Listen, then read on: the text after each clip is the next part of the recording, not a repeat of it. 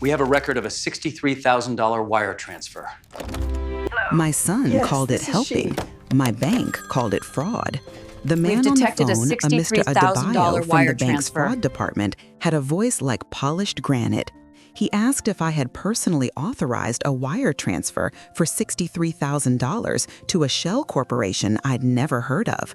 I told him no, of course not. My son David handled my finances. It was just his way of helping.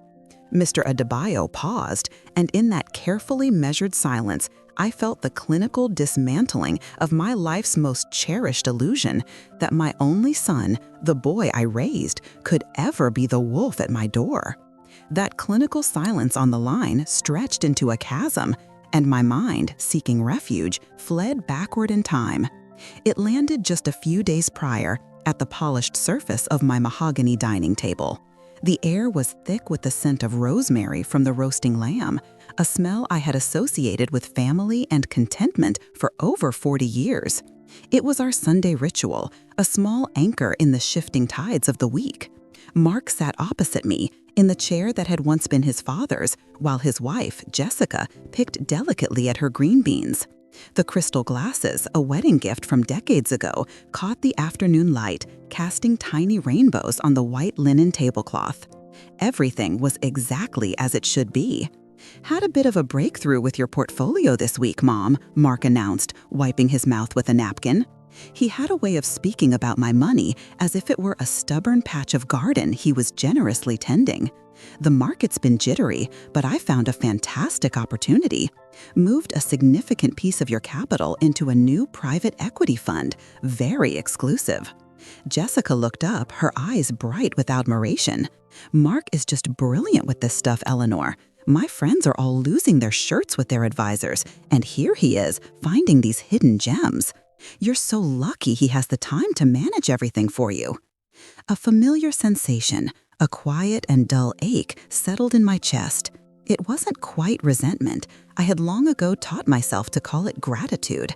Lucky. Yes, that was the word. I was lucky. I was a retired librarian. What did I know of private equity and jittery markets? My world had been card catalogs and the hushed reverence of the archives. Mark's world was one of aggressive acronyms and unseen digital transactions. He was protecting me from it. That was the story we all agreed upon. "Oh, that's nice, dear," I said, my voice sounding placid, even to my own ears. "What sort of fund is it?" He waved a dismissive hand, a gesture that was both elegant and utterly final. "It's complex. Tech startups, mostly bleeding-edge stuff. You wouldn't want me to bore you with the details." He pulled out his phone, a sleek black rectangle that held more power over my life than I did. "Look, I'll show you the prospectus later if you really want." He swiped the screen, but as he did, a notification banner dropped down from the top for a fleeting second. I only caught a few words before he angled the phone away, but they burned into my memory. "Final notice, account overdraft." He cleared his throat and smiled, a tight, polished smile that didn't reach his eyes. "Anyway, the point is, your legacy is secure, growing in fact. His legacy, not mine." Jessica placed her hand on his arm. "He worries about you constantly," she said, her voice softening into a performance of concern.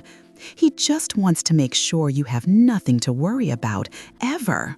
I looked at my son, at the expensive watch on his wrist that I'd seen for the first time that day, and I nodded. I passed him the bowl of roasted potatoes, my hand steady. I played my part, the quiet, grateful mother, sheltered from the world by her capable, loving son. It was a comfortable role, one I had rehearsed into second nature. I had let him take the reins years ago, first with the online bills, then the investment accounts, until my entire financial life was a country to which he held the only passport. He called it helping. I called it peace of mind.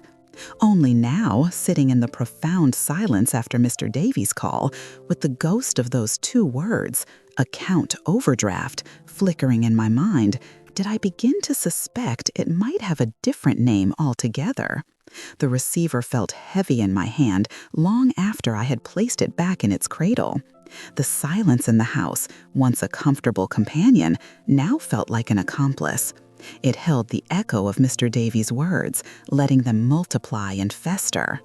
I walked from the hallway to the living room, my hand trailing along the wall, as if to steady myself against a world that had suddenly tilted on its axis.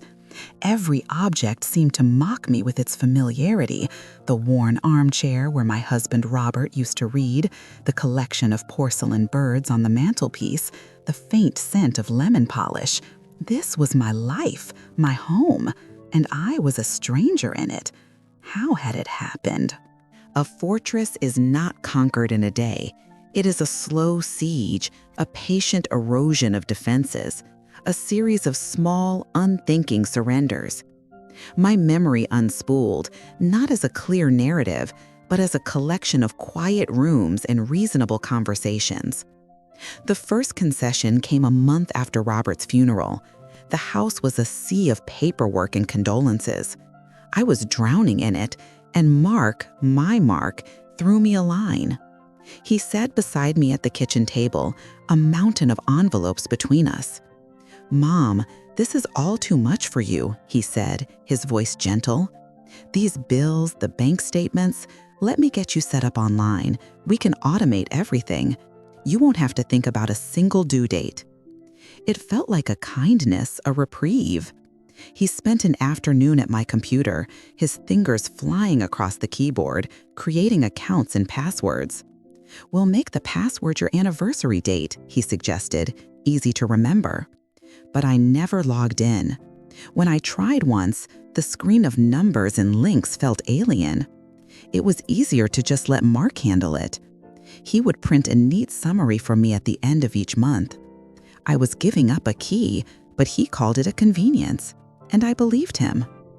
The next key was offered a few years later. I'd had a nasty bout of the flu, and for a week I hadn't left the house. Mark arrived with soup and concern etched on his face. "I was so worried, Mom. What if you couldn't get to the bank? What if the power bill was due?" He took my hand. "Let's just put my name on your main checking account, just as a precaution. That way, if there's ever an emergency, I can make sure everything is taken care of without having to jump through legal hoops." An emergency account. It sounded so practical, so responsible. I signed the card at the bank the following week, the teller smiling at the sight of such a devoted son. It was from that account I now remembered with a sickening lurch that a large sum had vanished about a year ago, $25,000. It was gone on a Monday and back the following Tuesday. I had noticed, my old librarian's mind still clinging to detail and order. When I asked him, my voice trembling slightly, he had laughed it off. "Just shuffling things, Mom. I moved it to a high-yield account for a few days to catch the peak interest rate. Made you an extra $200. See?" He showed me a line on a statement, and I felt foolish for my suspicion. I never connected it to the lavish trip to Italy he and Jessica took that same month, the one they said was funded by a surprise bonus from his firm. The final lock, the master key to everything, was the power of attorney. That was his masterpiece of persuasion. He'd arrived one evening, his briefcase full of documents. He spoke of frustrating phone calls with my investment broker, of bureaucratic red tape, of the sheer inefficiency of it all. "They treat me like a stranger, Mom, even though I'm just trying to manage your assets," he'd complained, pacing my living room. "If you grant me power of attorney, it's just a piece of paper that tells them I can act on your behalf. It simplifies everything. It just makes things easier for me to help you." He made it sound like a favor to him, a tool to lessen his burden. He had the papers, a notary friend waiting in the car. It was all so smooth, so efficient. I remember the feel of the pen in my hand, the crispness of the paper. A small, cold knot of doubt tightened in my stomach, but I pushed it away. This was Mark, the boy who brought me dandelions from the yard, the man who walked me down the aisle at his wedding.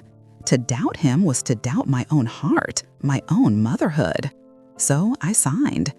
And now, standing in the quiet of my living room, I saw the architecture of my own cage. Each act of love, each gesture of care had been a bar placed silently into position. He hadn't broken down the door.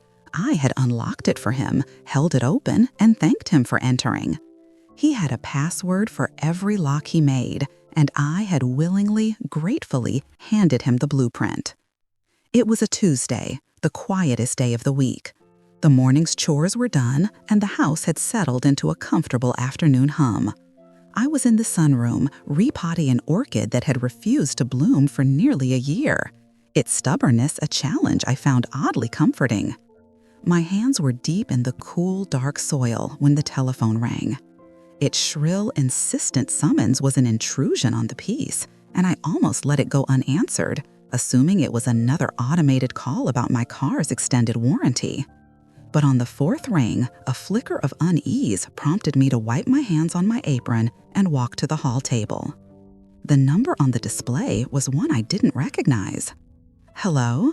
Am I speaking with Mrs. Eleanor Vance?" The voice on the other end was calm, professional, and carried a weight that made me stand up straighter. It was the voice of a man who dealt in facts, not pleasantries. "This is she," I answered. "Mrs. Vance, my name is Mr. Davies. I'm calling from the Fraud Prevention Department at Metropolitan Trust Bank. I need to verify a few recent transactions on your primary investment account." My heart gave a little flutter. Fraud. It was such an aggressive word. "Oh, I see. Well, my son, Mark Vance, handles all of that for me. Perhaps you should speak with him." I was already reaching for the little address book where I kept Mark's office number, eager to pass this unpleasantness along to the person in charge. "We have Mr. Vance listed as having power of attorney, yes," Mr. Davies said, his tone unchanging. "However, as the primary account holder, our protocol requires us to speak directly with you to authorize certain flags. This will only take a moment." There was a sound of typing. "I'm looking at a wire transfer processed yesterday morning at 9:14 a.m. in the amount of $63,000. The number hung in the air, a figure so specific and large it felt unreal. The transfer was made to an entity called Ethelred Innovations, LLC. "Can you confirm that you authorized this payment, Mrs. Vance?" Ethelred Innovations? The name was a jumble of sounds, completely foreign. It wasn't the private equity fund Mark had mentioned at dinner. Or was it? He'd been so vague. I don't recognize that name," I stammered, the polite fiction of control beginning to fray. "As I said, my son manages my portfolio. He's very good. He finds wonderful opportunities. I'm sure it's all perfectly fine." Mr. Davies was silent for a beat. It was not a pause for thought, but a measured, deliberate void. "Ma'am, Ethelred Innovations was incorporated 6 weeks ago. It has no public trading history, and the funds were routed through 2 intermediary accounts before reaching their destination. The transaction carries several markers consistent with high-risk investment schemes." His words were like stones dropping into a placid pond, the ripples spreading wider and colder with each one. "High risk? Intermediary accounts? I don't understand," I whispered, my throat suddenly tight. "Mark said he was securing my legacy." "Mrs. Vance," Mr. Davies said, and for the first time, his voice lost its robotic edge and softened with something that sounded almost like pity. It was worse than the accusation. "Our department's concern is that this transfer constitutes potential unauthorized activity. We have a legal and ethical obligation to protect our clients from financial exploitation." Exploitation. The word landed like a physical blow. It was a clinical, brutal term that stripped away all the comforting layers of helping and managing and caring. It left only a raw, ugly truth exposed to the air. The polite fiction didn't just crumble, it was detonated. In its place was a sudden, sharp-edged fear. So cold and so absolute, it felt like swallowing ice. The image of the overdraft notice on Mark's phone flashed in my mind, a warning I had refused to see. What do I do? The question came out as a breath, the voice of a child lost in the woods. For now, I recommend you say nothing to anyone, Mr. Davies advised, his professional tone returning. We can place a temporary administrative freeze on the account to prevent further transfers. Would you like me to do that? I couldn't form a sentence. I just made a sound of assent. Very good. The freeze is in place. I would advise you to gather any statements or documents you have access to. We will be in touch. The line went dead. I stood there, holding the phone, until the dial tone began its monotonous hum. The sun was still streaming into the room. The orchid was still waiting for its new home. But the world was no longer the same. The quiet of my house was no longer peaceful. It was the silence of a crime scene. For a long time, I simply stood in the hallway, the drone of the dial tone a hollow sound in my ears. The fear that had seized me during Mr. Davies' call was beginning to curdle into something else, something with a harder edge. It was an impulse, sharp and clear as a shard of glass, that finally propelled me into motion. I walked with a purpose I hadn't felt in years. Not to the phone to call my son and demand an explanation, but to the small office at the back of the house. It had been Robert's study. Now it was mostly mine, a place for letters and books. But one piece of it was not. The bottom right-hand drawer of the oak desk had been ceded to Mark years ago. Just a place to keep a few files when I'm working from here, Mom, he'd said, saves me carrying everything back and forth. It was his private territory within my home, a space I had respected without question. Until now, my hand hesitated over the brass handle. To open it felt like a violation, a betrayal of the trust I thought we shared. But what was that trust now? A polite fiction, a story I had told myself. Mr. Davies' words echoed in my head. Exploitation. The word gave me a strange, cold permission. I pulled the drawer open. It slid out with a smooth, quiet groan. The top layer was deceptively normal. A few stray pens, a stapler, a stack of blank legal pads. It was the neat, orderly surface of a man in control. But my librarian's instinct for what lies beneath the surface took over. My fingers, which had spent a lifetime sorting catalog cards and tracing the spines of books, began to dig. Underneath the pads, I found a collection of glossy trifold brochures. They were vibrant with pictures of turquoise waters and computer-generated architectural renderings. Invest in Panama's future, the Canal Expansion Project. Desert Bloom luxury pre-construction villas in Dubai. The language was seductive, full of words like unprecedented returns and exclusive opportunity. These were not the stable, boring investments Robert and I had built our lives on. This was the landscape of a gambler. My breath hitched. I pushed the brochures aside. And then I saw them. A sheaf of envelopes held together by a thick rubber band. They were not from my usual bank. These were from names I recognized from late-night television commercials. Apex Credit, Summit Financial, Platinum Path. My name, Eleanor Vance, was printed on the window of the top envelope. My address, however, was not my own. It was a P.O. box in a town 30 miles away. My fingers trembled as I tore it open. It was a credit card statement, a balance of $32,000. The minimum payment, past due, was circled in a menacing red. And there, stamped across the top in blunt, angry letters, were the words I had seen flash across Mark's phone: final notice. The page was a testament to a life of frantic spending, full of charges I couldn't comprehend. $5,000 dinners at restaurants I'd never heard of, online purchases from boutique retailers, cash advances in staggering amounts. I opened another and another. It was a secret life, a shadow economy, all funded in my name. Deeper in the drawer, my fingers brushed against a thick, multi-page document bound in a blue cover. It was a loan application, a business loan for $200,000 from a private lender. I scanned the pages, my eyes catching on the collateral section. The loan was secured against the full value of my primary investment portfolio, the very account Mr. Davies had just frozen. The purpose of the loan was listed as seed capital for a tech development firm. The firm's name was Ethelred Innovations, LLC. I felt a wave of nausea. This was it. This was the $63,000. It wasn't an investment. It was a desperate payment on a loan I never knew existed.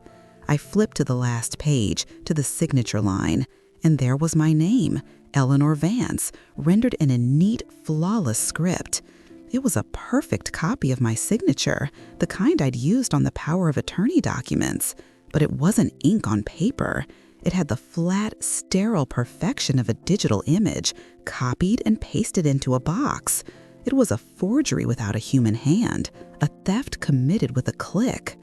At the very bottom of the drawer, beneath everything else, lay a single, small velvet-covered box. Inside, nestled on a bed of satin, was the receipt for the gleaming Swiss watch Mark had worn at Sunday dinner.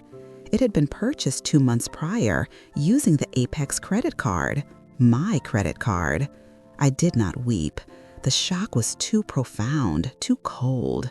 I sank to the floor, the paper spreading around me like the debris from a shipwreck. This drawer was not just a collection of documents. It was an archaeological dig into the life of a stranger who wore my son's face. I sat in the living room for 2 hours before I called him. The pile of papers from the desk drawer was hidden away, tucked inside a hat box in my wardrobe, a venomous secret coiled in the dark. I couldn't confront him with an arsenal. It would be a declaration of war, and I wasn't a soldier. Not yet. I was a mother trying to understand if her son was a stranger. So I selected a single sheet of paper from the pile. It was from one of the credit card statements, the one with the P.O. box address. It showed a single line item, a cash advance for $15,000, with the transaction description, Coinverse Pro. When Mark arrived, he was all smiles and energy, shrugging off his coat. "Hey, Mom, you sounded serious on the phone. Everything okay?" He kissed my cheek, the scent of his expensive cologne filling the air. It was a scent I now associated with a receipt in a velvet box. "I'm fine, dear," I said, my voice unnaturally steady. I gestured to the coffee table. I just had a question. He sat opposite me in Robert's armchair and leaned forward with an expression of patient attentiveness he had perfected over the years. I slid the single piece of paper across the polished wood between us. He picked it up. I watched his face for any flicker of fear, of guilt, of panic. There was nothing. He scanned the page, his brow furrowed for a moment in concentration, and then he looked up at me, his expression softening into one of understanding, as if I were a child who had stumbled upon a complex equation. "Ah, I see," he said, tapping the paper. "Coinverse. You found the crypto play. I was going to walk you through this at the end of the quarter. It says it was a cash advance, Mark, from a credit card." He gave a low, knowing chuckle. "Exactly. That's the beauty of it. The legacy markets are slow, Mom, stagnant. To get in on the ground floor of the new digital economy, you have to be agile. Using credit is a form of leverage. It's aggressive, yes, but it's how you achieve asymmetric upside. We put in 15, and when this coin takes off, it could be worth 300 or more. It's about future-proofing your legacy." The words tumbled out, a smooth, practiced cascade of jargon designed to overwhelm and impress. He spoke of blockchain and decentralization, of paradigm shifts and institutional adoption. It was a dazzling performance. He wasn't just explaining, he was evangelizing. He was selling me a dream, a glittering future built on a foundation of debt I never agreed to. "Robert and we never invested with money we didn't have," I said, my voice quiet but firm. "We never borrowed to gamble." The smile on his face tightened. The warmth vanished from his eyes, replaced by a cool, flat disappointment. "Gamble, Mom? This isn't gambling. This is strategic foresight. This is what I do. This is the expertise you're paying for. Or not paying for, actually," he added with a short, humorless laugh. He leaned back, crossing his arms. The loving son was gone, and in his place was the wounded professional. "I don't understand why this was on a credit card in my name that I've never seen," I pressed, my heart hammering against my ribs. And then came the shift, the pivot from logic to emotion, a maneuver so swift and skillful it left me breathless. "You've never seen it because I handle it for you," he said, his voice laced with a deep theatrical hurt. "I manage the paperwork, the accounts, the stress, so you don't have to. I spend hours every week, hours I could be spending with my own family, making sure your money is working for you, growing your nest egg into something that will last for generations. And this is the thanks I get? Suspicion? Accusations?" He stood up and began to pace, a performer on a stage. "You know, I could have just let your portfolio sit there, collecting dust in some low-yield bond fund. You'd be safe, and you'd be poorer every year as inflation ate away at it. But I didn't, because I love you. I wanted to do better for you. I took risks for you. And you're questioning my methods? You're questioning my integrity?" He stopped and looked at me, his face a mask of sorrowful indignation.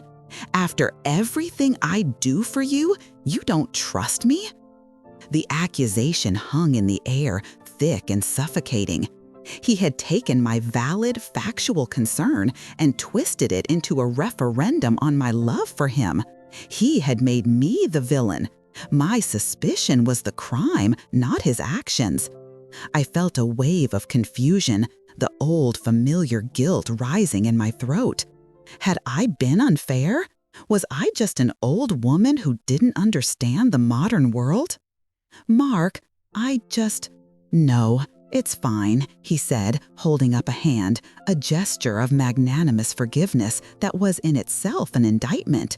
"I get it. It's my fault for not explaining it better.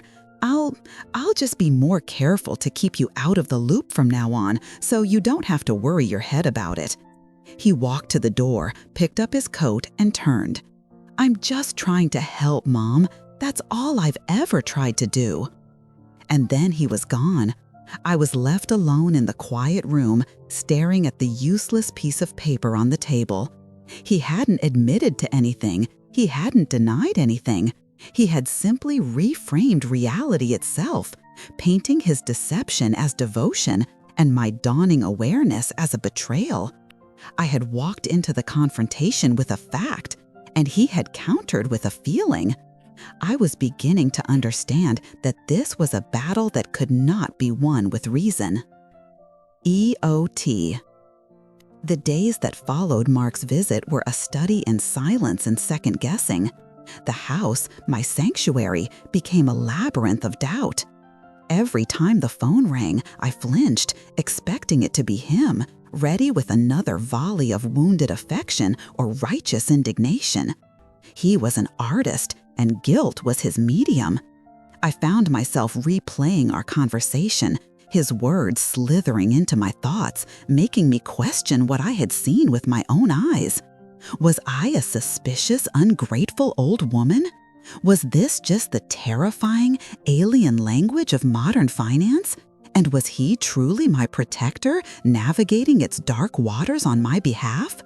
The papers hidden in my closet felt less like evidence and more like a betrayal I had committed. I had walked into the confrontation with a fact, and he had countered with a feeling. I was beginning to understand that this was a battle that could not be won with reason. I was utterly alone, adrift between the hard shore of fact and the deep, pulling tide of a mother's love. I couldn't talk to my friends. What would I say?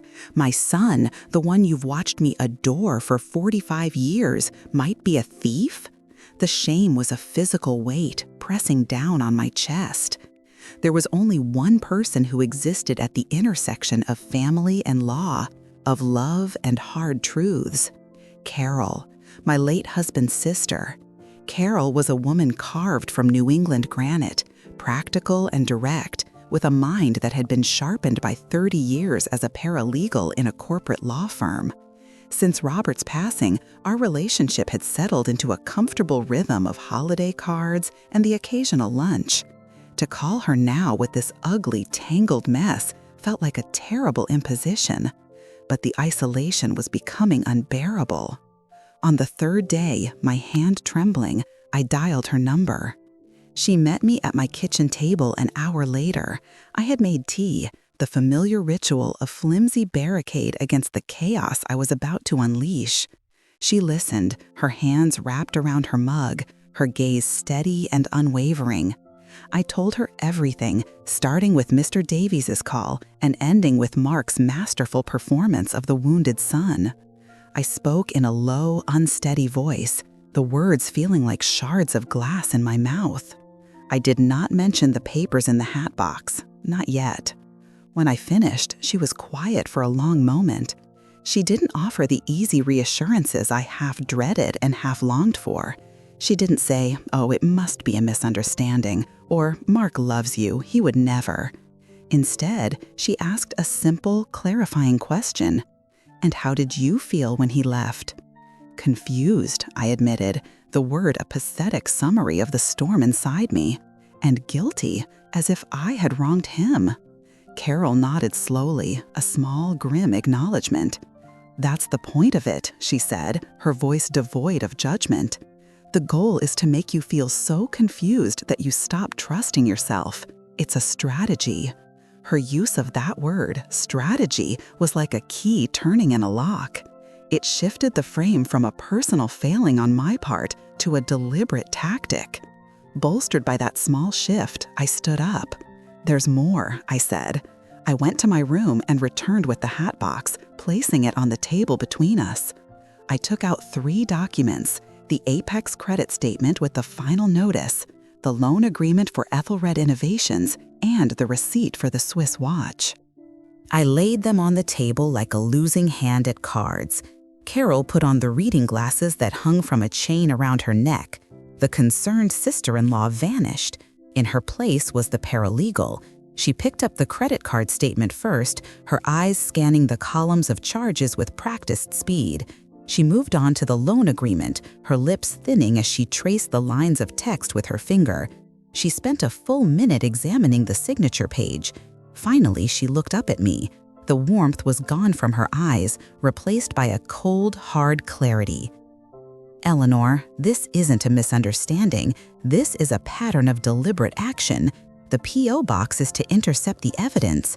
The digital signature on this loan is forgery. The credit card, opened without your knowledge, is identity theft.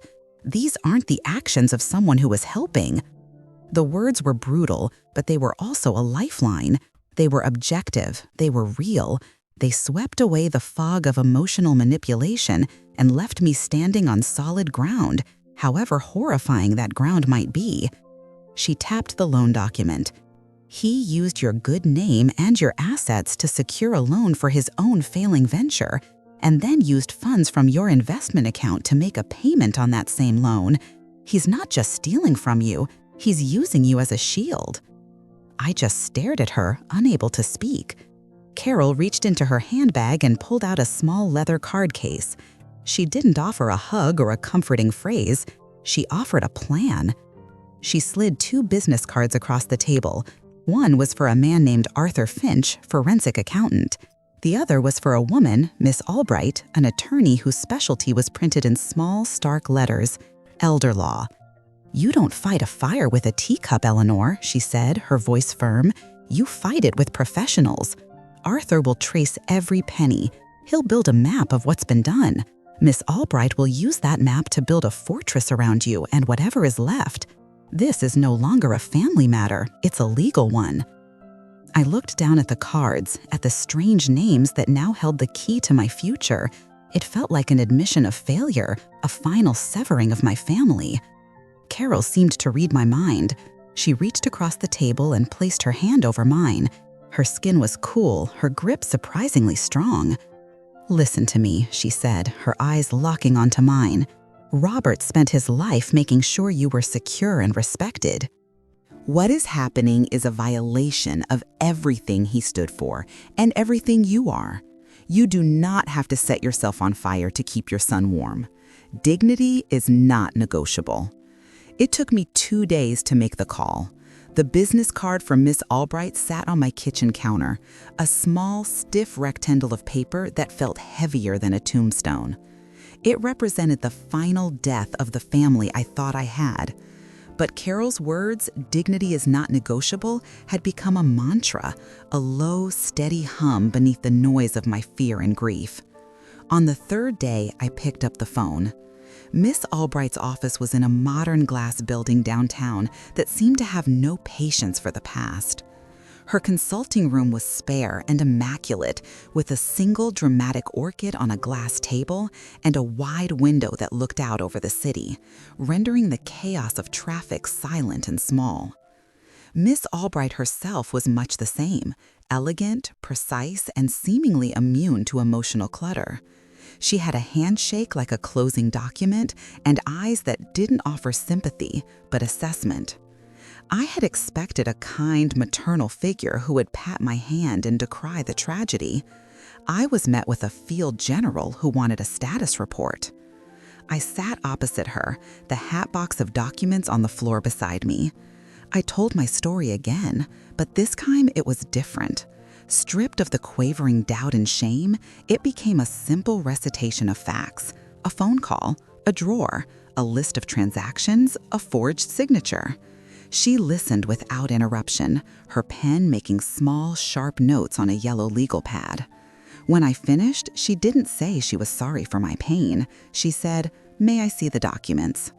I passed them over, the credit card statements, the loan agreement. She examined them with the detached focus of a botanist studying a toxic plant. She spent the longest time on the signature page of the loan, holding it up to the light. "This is a clean severance," she said finally, setting the papers down in a neat stack. The phrase startled me. It was so clinical, so final. The forgery on the loan, the establishment of credit in your name at a separate address, these are not the actions of a misguided son. These are the components of a textbook fraud case. There is no ambiguity here, Mrs. Vance. That is our primary advantage. I felt a strange sense of relief. She wasn't asking me to weigh my love against his crimes. She was simply identifying the crime. "So, what happens now?" I asked, my voice barely a whisper. Do I have to call the police?" Ms. Albright leaned forward. "Eventually, that will be a choice you have to make, but not today. Today, we don't declare war. We don't even let him know we're aware of the invasion. Today, we change the locks. Your son's power comes from his access and your ignorance. We are going to eliminate both, starting with access." She looked at me directly. "He has your passwords. He has your security questions. He has a digital key to every door in your life. This evening, you are going to take them back. You will do it quietly, and you will do it methodically. You will not call him. You will not email him. You will present him with a wall of silence he does not know he is running into yet. Anger is a useless emotion right now, Mrs. Vance. Strategy is what we need." I drove home in a daze, her words echoing in my mind. This is a clean severance. That evening, after a small dinner I barely tasted, I sat down at the desk in the study. I turned on the old desktop computer, its fan whirring to life in the quiet room. For years, this machine had been a source of anxiety, a symbol of a world that had moved on without me. Tonight, it was my toolbox. I started with my main bank account. The login page appeared. I typed in the username Mark had set up for me, Evance. then the password. He had made it Robert's and my wedding anniversary, a sentimental chain he had used to bind me. My fingers trembled as I typed the familiar numbers. The account summary appeared on the screen, a landscape of my life that I was seeing for the first time without a guide. Ignoring the balances, I navigated to the settings menu. The words seemed to stand out in bright relief. Security, change password. I clicked. I typed in the old password, the anniversary date, one last time. Then the field for the new one appeared, a blank slate. What would it be? Not a birthday, not a pet's name, nothing he could ever guess. My eyes fell on the bookshelf to my left, to a worn copy of a book I had loved as a girl, Amaryllis. I typed it, then added the year I first read it. A piece of my life he had never known, had never bothered to ask about. It was a password that belonged only to me. Then the security questions. What was your mother's maiden name? He knew that. I changed the question. In what city was your first job? I typed the answer, Dayton, another piece of my own story. I clicked Save Changes. The confirmation message appeared. And with the quiet click of the mouse, a door slammed shut. It was a sound no one else in the world could hear, but for me, it was a thunderclap. I moved to the next account, the brokerage portfolio. The password was the same. I changed it to the Dewey Decimal Classification for British Poetry. Another lock. Then my email account, the name of the ship my father served on during the war. A third. One by one, I moved through the digital architecture of my life. Each click was a small act of reclamation, a quiet declaration of independence. I wasn't the trembling woman on the phone with Mr. Davies anymore. I wasn't the confused mother being gaslit in her own living room. I was a librarian, a cataloger of my own life, and I was reasserting control of the archives. When I was finished, I leaned back in the chair. The screen glowed in the dark room. For the first time in a decade, I was the sole keeper of my own keys. The next morning, Miss Albright met me in the lobby of the Metropolitan Trust Bank. It was the same branch where, years earlier, I had smilingly signed the form to add Mark's name to my account.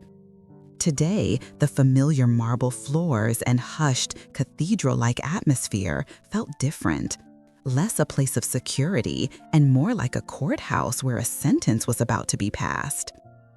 Miss Albright, dressed in a sharply tailored gray suit, looked perfectly at home. She carried a slim leather briefcase and radiated an aura of expensive, unshakable competence. Her presence was a shield. We were led not to a teller's window, but to a frosted glass office in the back, where a branch manager named Miss Davison was waiting for us. She had a kind, professional face, but her eyes held a practiced neutrality. Miss Albright had clearly briefed her. There were no surprised gasps, no expressions of sympathy. There was only business to be conducted. Mrs. Vance, Miss Albright, please have a seat, she said, gesturing to 2 chairs opposite her desk. We have the paperwork ready. Miss Albright took the lead, her voice crisp and clear. We have 2 primary objectives today. First, to close account number ending in 4822, currently held jointly by Mrs. Vance and her son, Mr. Mark Vance. The remaining funds are to be transferred to a new account opened today in Mrs. Eleanor Vance's name only. Miss Davison nodded, sliding a form across the desk. This requires the signature of one of the account holders. Mrs. Vance, if you would sign here. I picked up the pen. My hand was steady. I thought back to Mark's justification for this account, just in case of emergency. I now understood that he was the emergency he was planning for. I signed my name, the ink a dark, definitive stroke on the page. The joint account, the first tangible link in the chain of my dependency, was severed. Excellent, Miss Albright continued, as if ticking an item off a list. Second, we have a document to be executed and notarized. It is a formal revocation of the durable power of attorney granted by Mrs. Vance to Mr. Vance on April 17th, 3 years ago. From her briefcase, she produced a pristine document. It looked much like the one Mark had brought to my house that evening, but its purpose was the exact opposite. Where his had been an instrument of surrender, this was a declaration of sovereignty. Miss Davison, who was also a notary public, retrieved her official stamp from a desk drawer. She handed the document to me. "Please take a moment to review it, Mrs. Vance." I didn't need to. I knew what it was. But I read the first paragraph anyway, the cold legal language a balm to my raw emotions. "I, Eleanor Vance, being of sound mind, do hereby revoke, rescind, and terminate any and all powers of attorney, whether general, special, or limited, heretofore executed by me, appointing Mark Vance as my agent or attorney in fact." There was no room for sentiment in those words, no space for guilt or love or betrayal. The language was a fortress. It didn't accuse or condemn, it simply nullified. It was a formal acknowledgement that a trust had been broken and a contract was now void. It was cleaner and more powerful than any screaming match, any tearful confrontation. It was the quiet, unassailable authority of the law. I looked at the signature line at the bottom of the page. This was the true severing. Closing the account was a practical step, but this was a fundamental restructuring of our relationship. It was a legal statement that I no longer trusted my own son to act in my best interest. It was a declaration that the person I had appointed to protect me was the person I now needed protection from. I thought of the little boy who brought me dandelions, of the teenager who fretted over his exams, of the man who wept at his father's funeral. That history was real. That love had been real. But so was the forgery. So were the lies. And one did not cancel out the other. "I'm ready," I said, my voice clear. I signed my name. Miss Davison leaned over the document, embossed it with her notary seal with a satisfying thud, and signed her own name as a witness. She handed me a copy. It felt impossibly heavy in my hands. "A copy of this revocation will be sent via certified mail to Mr. Vance's home and his place of business this afternoon," Miss Albright stated. "As of this moment, his legal authority to act on your behalf is terminated. He wouldn't find out when his password failed to work. He would find out when a registered letter arrived, a cold, formal announcement that the locks had been changed and he was no longer a resident. The war was still to come, I knew, but the border wall had just been erected. My next meeting was not with a lawyer, but with the forensic accountant Carol had recommended. Arthur Finch's office was the polar opposite of Miss Albright's sleek modern space. It was a cramped, dusty room above a bookshop, overflowing with filing cabinets and stacks of paper that seemed to defy gravity. The air smelled of old documents and strong coffee. Arthur himself was a small, bird-like man with spectacles perched on his nose and ink stains on his fingers. He looked less like a financial wizard and more like one of my old colleagues from the library archives. He had requested every statement he could get his hands on, going back decades. We sat at a large table covered in spreadsheets that mapped out the flow of my money over the last 10 years. His job was to follow the trail, to show where the water had been diverted from the river. But in the process of tracing my stolen future, he ended up unearthing my forgotten past. I had come to think of my money as a vague, unknowable entity, a pension left by Robert that Mark was kindly nurturing. I had accepted the role of the financially naive widow. It was a comfortable story, one that required nothing of me. But the papers spread across Arthur's table told a different story. "The core of your portfolio wasn't established by your late husband's pension, Mrs. Vance," Arthur said, tapping a yellowed statement from 1985. "It appears the initial seed money, a significant amount for the time, came from the sale of a small publishing house. Vance Merriweather Press. Was that you?" The name was a ghost. Vance Merriweather. I hadn't thought of it in 30 years. It was a small academic press Robert and I had started in our 30s. He was the dreamer, the editor with an eye for obscure poets and forgotten historians. But I was the one who ran the business. I managed the books, negotiated with printers, and handled distribution. I was the one who, in the early 80s, saw the coming wave of corporate consolidation in publishing and argued that we should sell to a larger firm while we still had leverage. Robert had been heartbroken to let it go, but he trusted my judgment. The sale had made us comfortable for life. "Yes," I said, my voice hoarse. "That was mine. Ours." Arthur nodded, continuing his journey through the paper trail. "And these investments in the 90s, he pointed to another column, a series of purchases in early technology companies. One here, a small software company called Octagon Systems. You bought 5,000 shares at $2 a share. Very astute. They were acquired in 1998, and that single investment netted a return of nearly $500,000. I remembered that. I remembered reading an article in a business journal about a new kind of database software. It had reminded me of the complex cataloging systems I was designing at the library. The logic was elegant. It felt like the future. Robert had thought I was crazy, investing in a company no one had heard of, but he trusted me. Spreadsheet after spreadsheet, Arthur excavated the foundations of my wealth. He showed me the real estate investments I'd championed, the boring but reliable utility stocks I had insisted on, the conservative bond strategy that had protected us during market downturns. It was all there in the cold, hard numbers. A history of my own competence, a story I had allowed Mark, and even myself, to erase. The money Mark had been treating as his personal slush fund wasn't his father's legacy. He was protecting it. It was largely my own creation he was squandering. The irony was a bitter pill.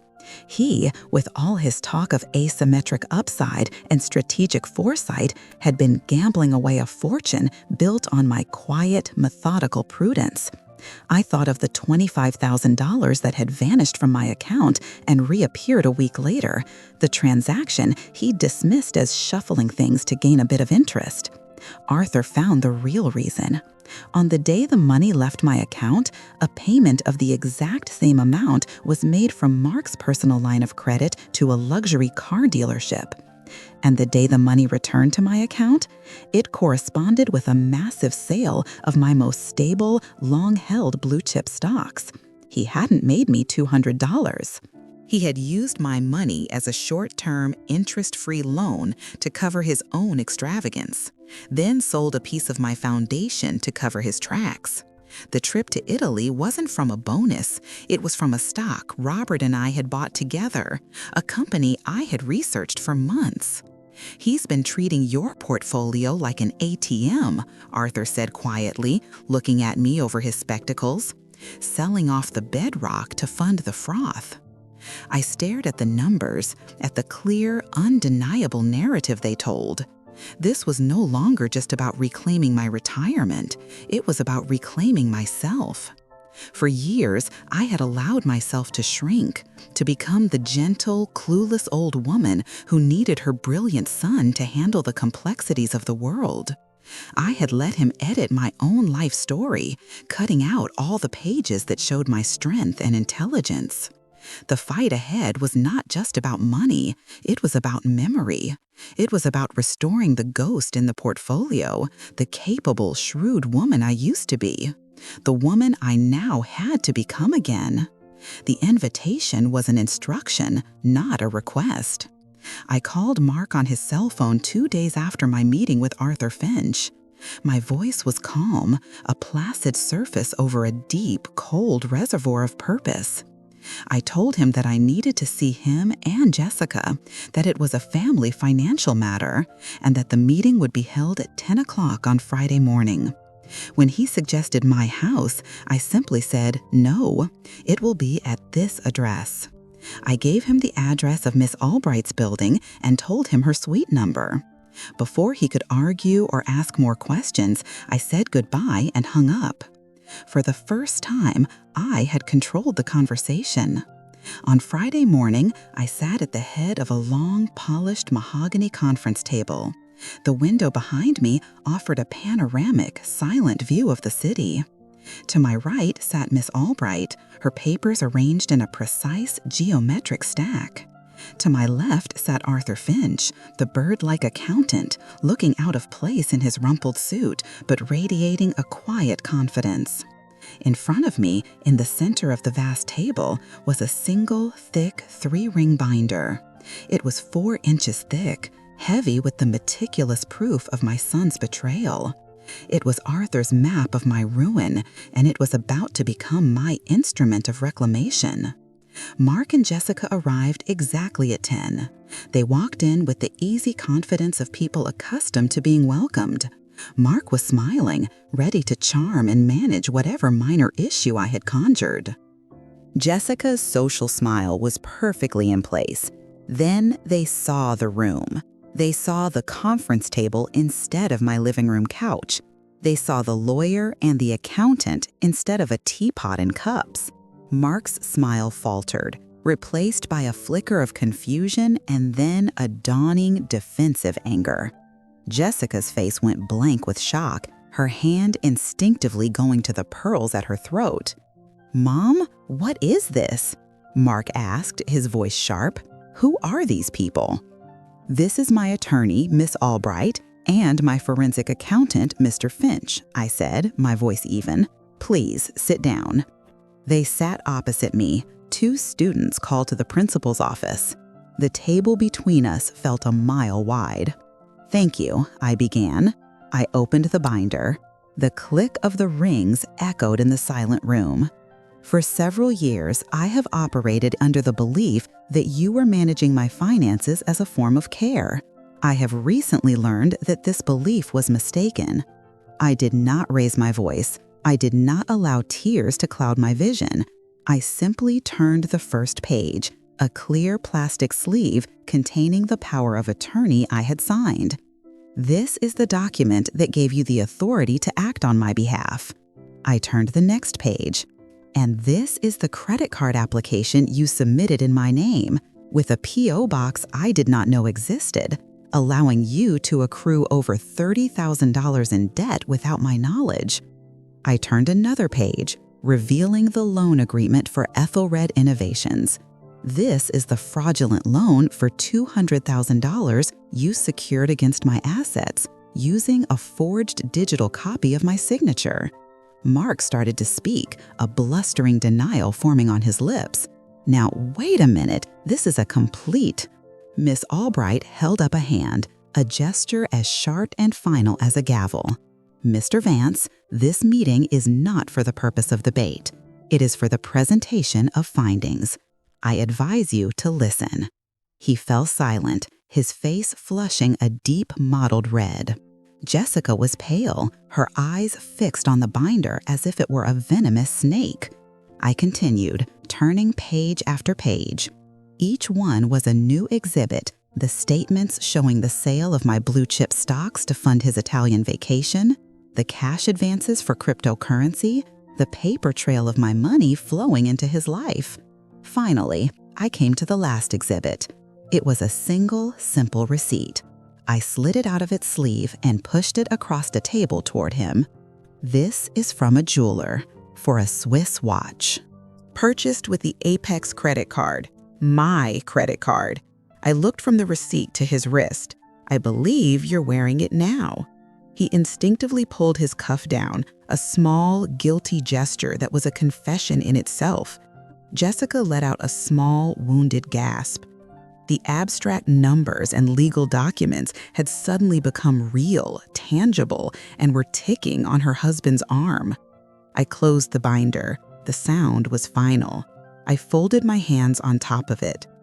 "Mrs. Vance has 2 options for you," Miss Albright said, her voice cutting through the thick silence. "Option A is a settlement. You will sign a legally binding repayment agreement for the full sum documented in this binder, with interest. secured by a lien on your home and any other assets. You will cede any and all claim to any future inheritance. You will sign this today." She paused, letting the weight of the words settle. Option B is that I walk this binder, along with sworn affidavits, to the district attorney's office this afternoon. The charges would include, but are not limited to, felony grand larceny, multiple counts of wire fraud, identity theft, and forgery. Given the victim's age, these would likely include elder abuse enhancements. A conviction would mean a substantial prison sentence for you, Mr. Vance. Mark stared, his mouth slightly agape. All the charm, all the smooth rationalizations, all the manipulative power he had wielded over me was gone, useless in this sterile room. He was just a man caught in a meticulously constructed trap of his own making. "You have 1 hour to consult with an attorney," Miss Albright concluded, "but the choice is yours, and you will make it today. There is no other path forward." I looked at my son, the man I had raised, and felt a profound, bottomless sorrow. But for the first time in years, I did not feel responsible for his choices. I felt only the quiet, steely resolve of my own survival. Faced with the cold, hard certainty of a prison sentence, Mark signed the settlement. There was no apology, no flicker of remorse. His face was a mask of cold fury, his signature a tight, angry scrawl. Jessica wept silently beside him, her tears not for my loss, but for her own. The meeting ended. They walked out of the conference room and out of my life, leaving a silence that was heavier than any argument. But the war, I soon learned, was not over. It had simply shifted to a new front. The phone call started the next day. The first was from Mark. I saw his name on the caller ID, and my hand hovered over the phone, a jolt of old maternal instinct warring with my newfound resolve. I let it ring. The voicemail he left was a masterpiece of wounded victimhood. His voice was thick with a manufactured sorrow, talking about his deep love for me, his confusion at my sudden turn, and how heartbroken he was that outsiders had poisoned my mind against him. He never mentioned the money, the binder, the fraud. He spoke only of a mother's love betrayed, conveniently forgetting who had betrayed whom. It was the same tactic he'd used in my living room, now amplified by desperation. I listened to it once, then deleted it. Ms. Albright had been clear, do not engage. Any communication goes through me. He has lost the right to speak to you directly. The next wave of calls came from people I once called family. Mark, unable to manipulate me, had weaponized them. My cousin Alice called, her voice dripping with syrupy concern. "Eleanor, darling, I just spoke to poor Mark. He is beside himself. Are you all right? He mentioned you've been forgetful lately. Maybe you should see a doctor. It's so cruel to put him through this when you're not thinking clearly." She was planting the seeds of a new narrative. I was not a victim of fraud, but a confused, senile old woman, easily manipulated by a greedy lawyer. I was not reclaiming my life. I was losing my mind. The cruelty of it was breathtaking. I thanked her for her concern and hung up. Then came Jessica's mother, her voice sharp with indignation, accusing me of trying to ruin her daughter's life over a simple family misunderstanding about money. An old friend of Robert's called, a man Mark had clearly fed a carefully edited version of events, urging me to show some compassion and not be so hard on my only son. These people, these flying monkeys, were delivering his messages for him, their genuine or feigned concern acting as a delivery system for his poison. Each call was a small paper cut to the soul. A part of me, the mother, the widow, the polite woman I had been my whole life, wanted to explain, to defend myself, to show them the binder and make them see the truth. But I followed Ms. Albright's advice. I learned to let the calls go to voicemail. I stopped answering numbers I didn't recognize. The ringing phone, once a connection to the world, became the sound of an incoming siege. In the quiet evenings, I would listen to the messages. It became a strange, painful exercise in discernment. I learned to distinguish the texture of true concern from the hollow echo of orchestrated guilt. I learned to hear the phrases Mark had fed them, the calculated talking points of his victim narrative. But amidst the storm, there were lighthouses. A call from my sister-in-law, Carol. "I heard the settlement was signed," she said, her voice warm and steady. "Just wanted to say I'm proud of you." There was a short, heartfelt note from an old colleague at the library. A text from my niece simply saying, "Thinking of you. Don't listen to the noise." These small acts of unwavering belief were anchors in the churning sea of doubt. One evening, after listening to a particularly vicious message from one of Mark's friends, I found myself weeping. But the tears were not for the man who had just signed a lien against his house to pay back the money he'd stolen from me. I was grieving the son I thought I had. I was mourning the little boy with the scraped knees, the young man who had held my hand at his father's grave. That boy was gone. Perhaps he had never truly existed outside of my own heart. I had to accept that the man he had become, the cold, calculating stranger across the conference table, was the reality. I was grieving a ghost, and in that grief, there was a strange liberation. I was no longer mourning a loss. I was acknowledging a truth. I was not the cruel, failing mother of his narrative. I was a woman who had finally opened her eyes. And the man he had revealed himself to be was not someone I was obligated to forgive. He was simply someone I had to survive. The train moved with a gentle, rhythmic sway, a soothing counterpoint to the rush of green and gold scenery blurring past the wide window. 6 months. A winter had passed since the day in Miss Albright's office, a season of quiet fortification. The storm of angry, manipulative phone calls had eventually dwindled, like a fire starved of oxygen, into a blanket of silent estrangement. The first repayment, a sterile wire transfer from his lawyer to mine, had arrived on schedule, a cold digital acknowledgement of the debt. There had been no other contact. The severance was, as Miss Albright had predicted, clean. I was on my way to Pennsylvania, to a botanical garden famous for its orchid conservatory. Robert and I had always talked of going, but life, as it does, had intervened. After he was gone, the idea of such a trip on my own seemed impossibly daunting. In the years Mark was helping, it felt like a frivolous extravagance he would have gently discouraged, a logistical puzzle too complex for my forgetful mind to manage.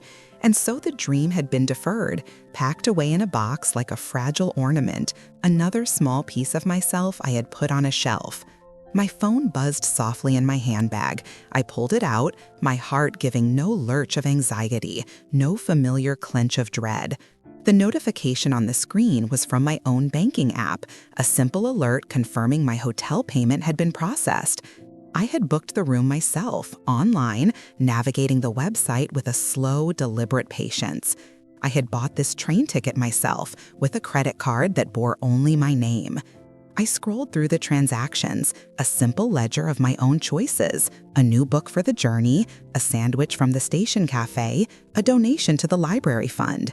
There were no ghosts in this machine, no secret histories or unexplained charges. It was just my life, in neat, orderly columns. I reached into my bag for my reading glasses, and my fingers brushed against the small, cool weight of my keys. There were only 3, one for the front door, one for the back, one for the mailbox. I lifted them out for a moment. They made a small, contained chime in the quiet of the train car. For years, I had not known for certain who had copies of my keys. Mark had one, of course. Jessica had one for emergencies.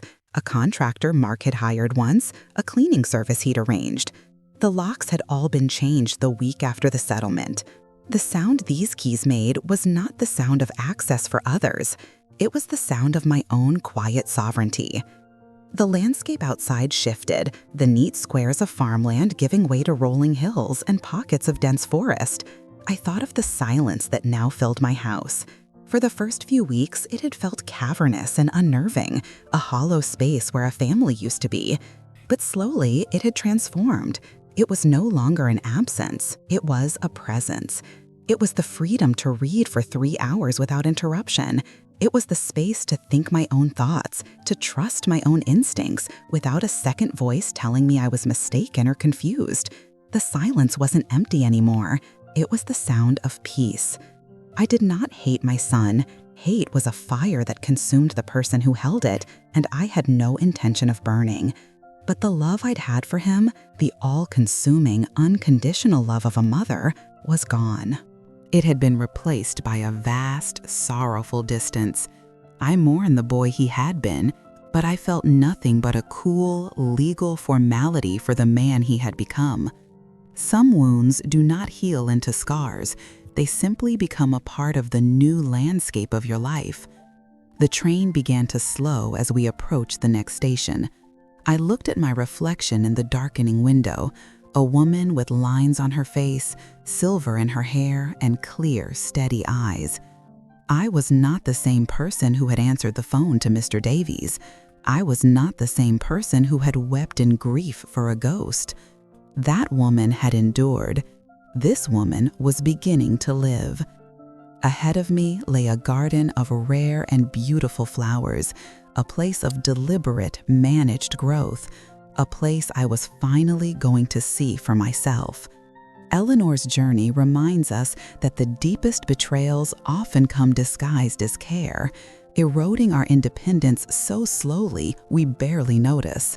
Her story is a powerful testament to the fact that it's never too late to change the locks and rediscover the capable person we've always been. The quietest sounds, the click of a changed password or the chime of our own keys, can sometimes be the most profound declarations of freedom. Thank you for joining us for this powerful journey on Sylora Stories. Eleanor was faced with an impossible choice: offer a settlement or pursue criminal charges against her own son. We want to hear your thoughts. At that conference table, knowing everything he had done, would you have made the same choice, or would you have chosen to involve the police? Thank you for listening, and please take care of yourselves. Join us next time to hear from a daughter who, after her father's death, discovered his will was not a gift, but one final manipulative trap.